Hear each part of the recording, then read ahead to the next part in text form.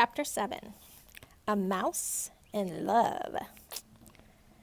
And what was our own favorite member of the mouse community doing while the sound of the mouse council drum echoed through the walls of the castle? Reader, I must report that Furlough had not seen the worst of it. Despereaux sat with the princess and the king and listened to song after song.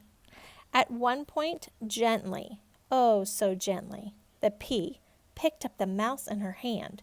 She cupped him in her palm and scratched his oversized ears. "You have lovely ears," the pea said to him. "They are like small pieces of velvet." Despereaux thought that he might faint with the pleasure of someone referring to his ears as small and lovely. He laid his tail against the pea's wrist to steady himself, and he felt the princess's pulse, the pounding of her heart, and his own heart immediately took up the rhythm of hers. "Papa," the pea said when the music was over, "I am going to keep this mouse. We are going to be great friends." The king looked at Despereaux, cupped in his daughter's hands. He narrowed his eyes. "A mouse," he muttered. "A rodent." "What?" said the pea. "Put it down," the king commanded. "No," said the pea, who was a person not at all used to being told what to do. "I mean, why should I?" "Because I told you to." "But why?" protested the pea. "Because it's a mouse." "I know. I'm the one who told you he was a mouse." "I wasn't thinking," said the king. "Thinking of what?" "Your mother, the queen." "My mother," said the pea sadly. "Mice are rodents," said the king. He adjusted his crown. "They are related to rats. And you know how we feel about rats. You know of our own dark history with rats." The pea shuddered. Shuddered means like shook. "But Papa," she said, "he is not a rat. He is a mouse. There is a difference." "Royalty," said the king, "has many responsibilities, and one of them is not becoming involved personally with even the distant relatives of one's enemies. Put him down, pea." The princess put Despereaux down. "Good girl," said the king. And then he looked at Despereaux. "Scat!" he said. Despereaux, however, did not scat. He sat and stared up at the princess. The king stamped his foot. "Scat!" he shouted. "Papa," said the princess, "please don't be mean to him."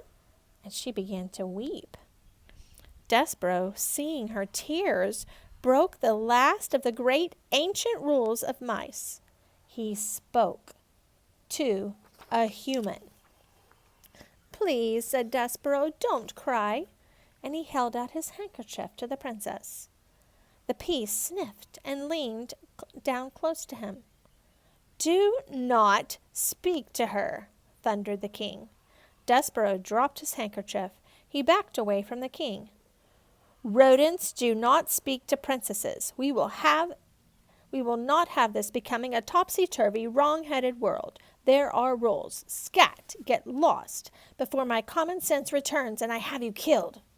The king stamped his foot again. Despereaux found it alarming to have such a big foot brought down with so much force and anger so close to his own small head. He ran toward the hole in the wall. But he turned before he entered it. He turned and shouted to the princess, "My name is Despereaux." "Despereaux," she said.